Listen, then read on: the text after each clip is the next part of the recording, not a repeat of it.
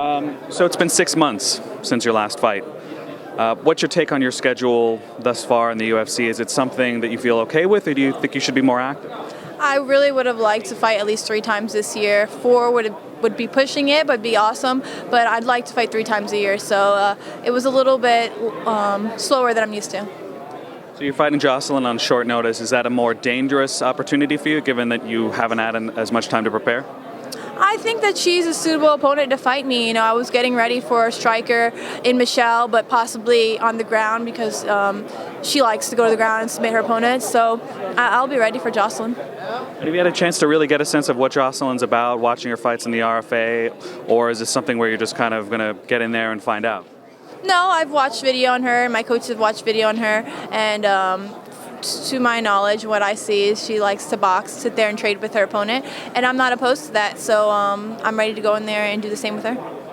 So your old opponent, Paige VanZant, is headlining the event 2 days before your fight. How does it feel just watching her rise? Does it make you want to fight her again? Do you feel like the UFC would allow that to happen? What's your take on that?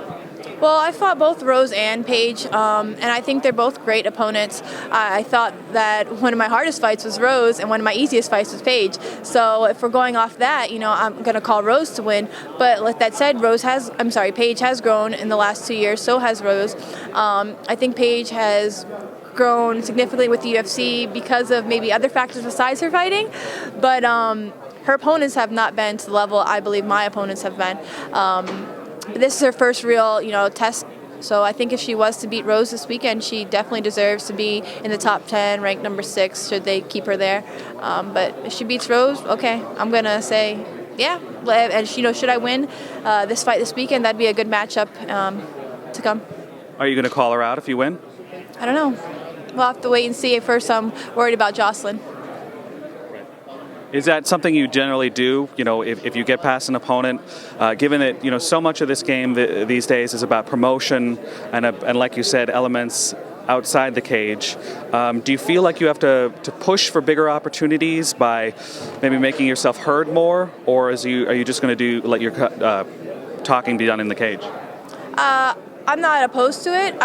In the past, I've let all my talking do in the cage. I've never called out an opponent or anything like that, but I'm definitely not opposed to it. Just depends, if how the win went down.